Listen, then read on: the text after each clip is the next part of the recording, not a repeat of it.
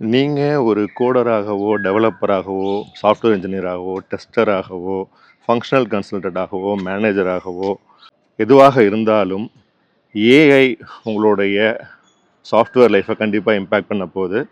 10 important skills நம்ம வளர்த்துக்க வேண்டியது என்ன அப்படிங்கிறத இந்த வீடியோவில் பேச போகிறேன். வீடியோ கடைசி வரைக்கும் பாருங்கள். Problem framing beats coding. ஒரு ப்ராப்ளத்தை ஏஐ கிட்ட சொல்கிறதுக்கு முன்னாடி, இல்லை யாருக்கிட்டையும் சொல்கிறதுக்கு முன்னாடி, சரியாக அந்த ப்ராப்ளம் என்ன அப்படிங்கிறத ஃப்ரேம் பண்ணுறது ரொம்ப முக்கியம். நம்ம ஃபஸ்ட்டு ப்ராப்ளத்தில் கிளியராக இருந்தால் தான் சொல்யூஷன் கிளியராக இருக்கும். ஏஐ என்ன தான் அவுட்புட் கொடுத்தாலும் நம்ம ஜட்ஜ்மெண்ட் அதை விட பெருசாக இருக்க போகுது. ஏஐ சொல்யூஷன்ஸ் கொடுக்கலாம், நம்ம தான் அந்த சொல்யூஷனுடைய ஆர்கிடெக்சர், ப்ரையாரிட்டிஸ், ட்ரேட் ஆஃப்ஸ் எல்லாத்தையும் ஓன் பண்ணுறோம். ஏஐ ஜஸ்ட் நமக்கு சஜஸ்ட் பண்ண போகுது, அவ்வளோதான். வேலிடேஷன். என்ன தான் ஏஐ அதோடைய அவுட்புட் கொடுத்தாலும் அதை பிளைண்டாக ட்ரஸ்ட் பண்ணுறது அப்படிங்கிறது மிகப்பெரிய ரிஸ்க்கு. அந்த வேலிடேஷனுங்கிறது நம்ம தான் பண்ண போகிறோம். ஏஐ கொடுக்குற அவுட்புட்டில் லாஜிக் கரெக்டாக இருக்கா, கான்டெக்ஸ்ட் கரெக்டாக இருக்கா, கம்ப்ளையன்ஸ் ரிஸ்க் எதுவும் இல்லையா அப்படிங்கிற எல்லாத்தையும் நம்ம தான் வெரிஃபை பண்ணணும். டீபக்கிங், ரிஸ்க் திங்கிங் அப்படிங்கிற இந்த விஷயங்கள்லாம் என்ன மேலே ரொம்ப அதிகமாக இருக்க போகுது.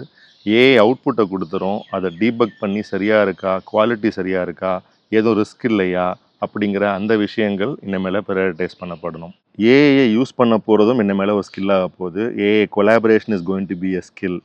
எப்படி ஒரு நல்ல ப்ராம்ப்டை கொடுக்கணும், அந்த ப்ராம்ப்டை கொடுத்து ஒரு அவுட்புட்டை வாங்கணும், அதை எப்படி சூப்பர்வைஸ் பண்ணணும், பிளைண்டாக அது கொடுக்குறத நம்பாமல் ஒரு ஐட்ரேட்டிவ் ப்ராசஸில் அந்த அவுட்புட்டை இன்னும் செம்மைப்படுத்தணும் அப்படிங்கிற இந்த விஷயங்கள் தான் கோயிங் ஃபார்வர்ட் ஒரு ஸ்கில்லாக இருக்க போகுது.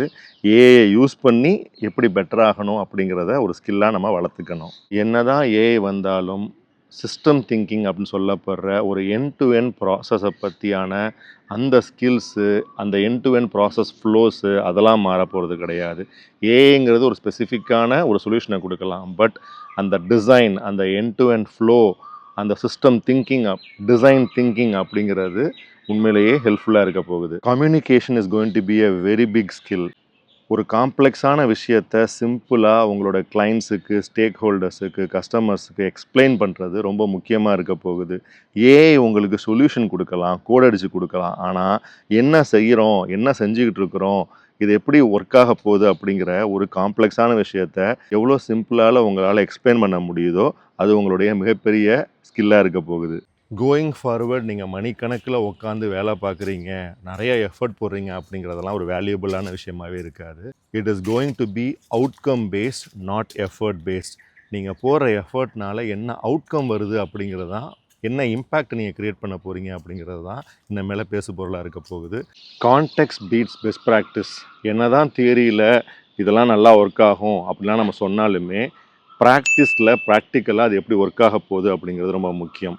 ஸோ தியரிட்டிக்கலாக நம்ம பேசுகிறத விட ப்ராக்டிக்கலாக அதை செஞ்சு காமிச்சு இது ஒர்க் ஆகும், ஒர்க் ஆகாது அப்படிங்கிற மாதிரி நம்மளை மாற்றிக்கிட்டால் அது நமக்கான ஒரு ஸ்கில்லாக இருக்கும். கடைசியாக ஏஐ வேர்ல்டில் ட்ரஸ்ட்டு, க்ரெடிபிலிட்டி போன்ற விஷயங்கள் ரொம்ப வேல்யூபிளாக இருக்க போகுது.